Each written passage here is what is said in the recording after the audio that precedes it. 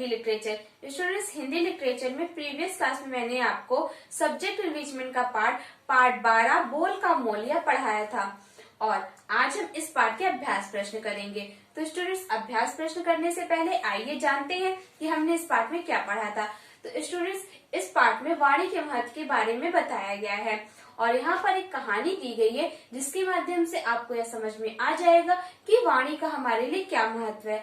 अगर हम मीठी वाणी बोलते हैं तो हमें क्या फल प्राप्त होता है, अगर हम कड़वी वाणी बोलते हैं तो हमें क्या फल प्राप्त होता है।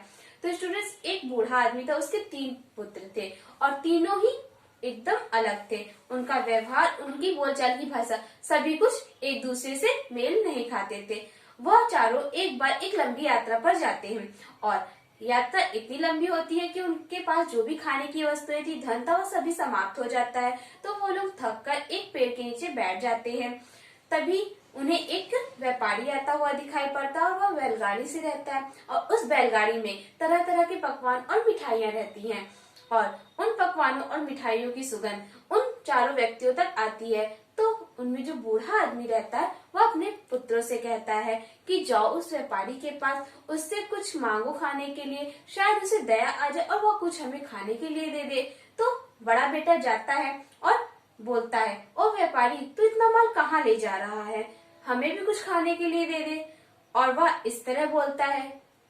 तो व्यापारी सोचता है ये कितनी कठोर वाणी से बात कर रहा है, इसको इतना भी नहीं पता है कि अगर किसी से हमें कुछ मांगना होता है तो हमें मीठी वाणी बोलनी चाहिए। तो उसकी वाणी के हिसाब से वह व्यापारी उसे सूखा पकवान दे देता है। इसके बाद मझला बेटा जाता है और व्यापारी से कहता है कि बड़े भाई, मुझे कुछ खाने के लिए दे दो। तो व्यापारी सोचता है मन में कि इसने मुझे बड़ा भाई कहा है, तो बड़े भाई का कर्तव्य होता है कि अपने छोटे भाई को कुछ दे। तो वह उसे 1-2 ना मिठाई भर कर दे देता है। अब आती है बारी तीसरे बेटे की। तीसरा बेटा व्यापारी के पास जाता है और कहता है, प्रिय मित्र, इस मुसीबत की घड़ी में क्या तुम हमारा सहारा बन सकते हो? हम लोग बहुत भूखे हैं। क्या मित्र के रहते हुए दूसरा मित्र भूखा रह सकता है? तब व्यापारी सोचता है मन में कि मित्र के लिए तो हम अपनी जान भी न्यौछावर कर देते हैं और इसने हमें मित्र कहा है तो मुझे इसकी सहायता अवश्य करनी चाहिए। तो वह कहता है कि इस गाड़ी पर जितना भी सामान है वो सब आपके लिए ही है, बताओ कहाँ चले। उसके बाद तीसरा बेटा बैलगाड़ी में बैठकर जहाँ पर उसके पिताजी और 2 भाई रहते वहां पर वह आ जाता है। तब उनके जो पिता थे वह कहते हैं अपने बेटों से, देखा, जिसने जैसा आचरण किया, जिसने जैसा बोला, उसे वैसा ही मान मिला। तो अब आप लोग बोल का मोल समझ गए होंगे। तो स्टूडेंट्स, आप भी अब बोल का मोल समझ गए होंगे कि अगर हम मीठा बोलेंगे तो हमारे सभी कार्य बन जाएंगे। मीठी वाणी से हम सभी का दिल जीत सकते हैं, लेकिन कटु वाणी से हम सभी को अपना शत्रु बना सकते हैं। हम जैसा बोलेंगे हमें वैसा ही मान मिलेगा। कहा भी गया है कि ऐसी वाणी बोलिए मन का आपा खोए, औरन को शीतल करे आपो शीतल होए। यह दोहा कबीरदास जी का है और उन्होंने वाणी के महत्व को इसमें बताया है कि हमें हमेशा सभी से मीठी वाणी में बात करनी चाहिए, क्योंकि मीठी वाणी बोलने से वह हमें भी अच्छी लगती है और सामने वाले को भी अच्छी लगती है। तो स्टूडेंट्स, यह था हमारा पार्ट। आई होप आपको यह समझ में आ गया होगा और आपको यह समझ में आ गया होगा कि हमें हमेशा मीठी वाणी में ही बात करनी चाहिए। तो स्टूडेंट्स, आइए अब हम इसके अभ्यास प्रश्न करते हैं। तो स्टूडेंट्स, आपका पहला अभ्यास प्रश्न है बहुविकल्पीय प्रश्न। इसमें पहला प्रश्न है, बूढ़े आदमी के कितने बेटे थे? तो इसका राइट आंसर होगा आपका खा 3। इसके बाद दूसरा प्रश्न है आपका इसमें, यात्रा में क्या मुसीबतें आई थी? तो इसका आंसर होगा आपका घा सभी। तीसरा प्रश्न है आपका, तीनों भाई किसके साथ लंबी यात्रा पर जा रहे थे? तो इसका आंसर होगा आपका का पिता। इसके बाद चौथा क्वेश्चन है आपका, बैलगाड़ी देखकर बूढ़े ने अपने बेटों से क्या कहा? तो इसका राइट आंसर होगा आपका खा, उससे खाने के लिए कुछ मांग लाओ। नेक्स्ट प्रश्न है पांचवा, बड़े भाई को व्यापारी ने क्या दिया?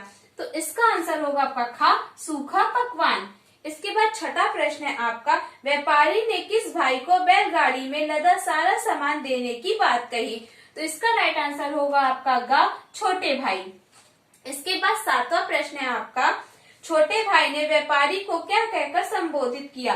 तो इसका आंसर होगा आपका गा, मित्र। इसके बाद नेक्स्ट प्रश्न है आपका का मौखिक प्रश्न। इनके उत्तर आपको अपनी किताब में ही साइड में राइट करना है। इसमें पहला प्रश्न है आपका बूढ़े आदमी के कितने बेटे थे? तो बूढ़े आदमी के कितने बेटे थे? 3। इसके बाद दूसरा प्रश्न है इसमें आपका तीनों बेटे अपने पिता के साथ कहाँ जा रहे थे? तो इसका उत्तर होगा लंबी यात्रा पर। तीसरा प्रश्न है आपका रास्ते में क्या हुआ? इसका उत्तर है उनका धन और खाने की वस्तुएं समाप्त हो गई।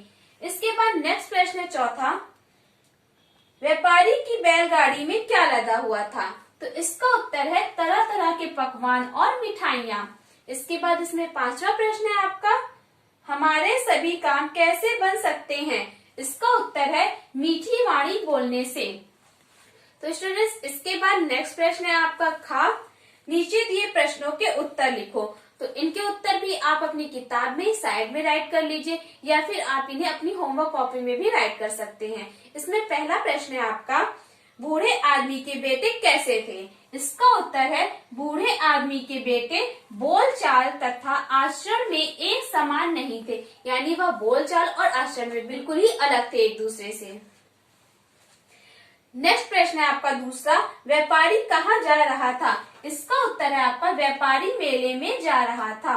इसके बाद नेक्स्ट प्रश्न है तीसरा, बड़े बेटे को सूखा पकवान क्यों मिला?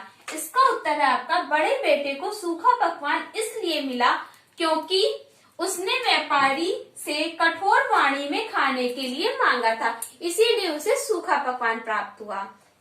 नेक्स्ट है चौथा, व्यापारी छोटे बेटे को सारा सामान देने के लिए क्यों तैयार हो गया? तो इसका उत्तर होगा व्यापारी छोटे बेटे को सारा सामान देने के लिए इसलिए तैयार हो गया क्योंकि छोटे बेटे ने व्यापारी को मधुर वाणी में प्रिय मित्र कहकर बुलाया।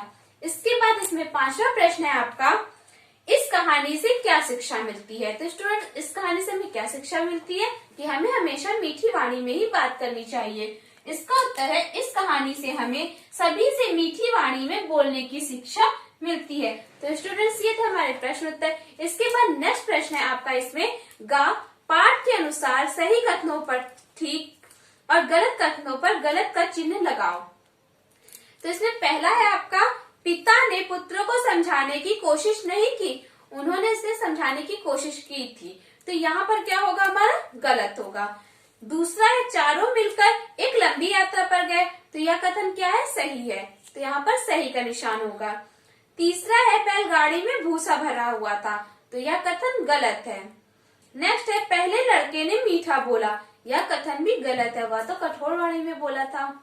नेक्स्ट है पांचवा दूसरे लड़के को मिठाई का दोना मिला, तो यह कथन सत्य है, तो यहाँ पर सही का निशान लगेगा। नेक्स्ट है आपका घा किसने किससे कहा, तो यहाँ पर जो वाक्य कहा गया है वह किसने कहा और किससे कहा है। इसमें पहला है आपका जिसने जैसा आचरण किया उसे वैसा ही मान मिला, तो यह बूढ़े आदमी ने कहा था और किससे कहा था? अपने बेटों से कहा था। नेक्स्ट है दूसरा इस मुसीबत की घड़ी में तुम हमारा सहारा बन सकते हो, यह सबसे छोटे बेटे ने कहा था और किससे? व्यापारी से। तीसरा है ओ व्यापारी तू इतना माल ले जा रहा है, तो यह किसने कहा था? यह बड़े बेटे ने कहा था और किससे कहा था? व्यापारी से कहा था। तो इसे आपको अपनी किताब में ही राइट करना है। इसके बाद नेक्स्ट प्रश्न है आपका भाषा बोधन। तो स्टूडेंट्स भाषा बोधन के सभी प्रश्न आपको होमवर्क में करने हैं। इसमें आपको क्या करना है मैं वो आपको समझा दे रही हूँ। तो स्टूडेंट्स पहला है आपका पढ़ो समझो और लिखो। एक आदमी था, उसके 3 बेटे थे, वे लंबी यात्रा पर जा रहे थे, उसे सूखा पकवान दे दिया। पांचवा दूसरा बेटा आ गया। तो यहाँ पर जिस शब्द के नीचे रेखांकित है यानी लाइन खींची हुई है वह शब्द आपका विशेषण है। जो भी शब्द संज्ञा सर्वनाम की विशेषता बताते हैं वह आपका विशेषण होता है और जिनकी विशेषता बताई जाती है वह आपका विशेषण होता है। तो यहाँ पर विशेषण शब्दों को बताया गया, आपको यहाँ पर विशेष शब्द ढूंढना है, तो ये आप स्वयं करेंगे, ये आपका होमवर्क है। इसके बाद नेक्स्ट है आपका खा नीचे लिखे वाक्यों में विराम चिन्ह की स्थिति देखो और समझो। पहला है प्रिय मित्र, इसके बाद संबोधन चिन्ह है, हम भूखे हैं। दूसरा है आपका क्या एक मित्र दूसरे मित्र को भूखा रखेगा, तो यहाँ पर प्रश्न पूछा जा रहा है इसलिए यहाँ पर प्रश्न सूचक चिन्ह लगा हुआ है। तो स्टूडेंट्स ऐसे ही आपको 2 वाक्य और लिखने जिनमें इस तरह के चिन्हों का प्रयोग किया गया हो।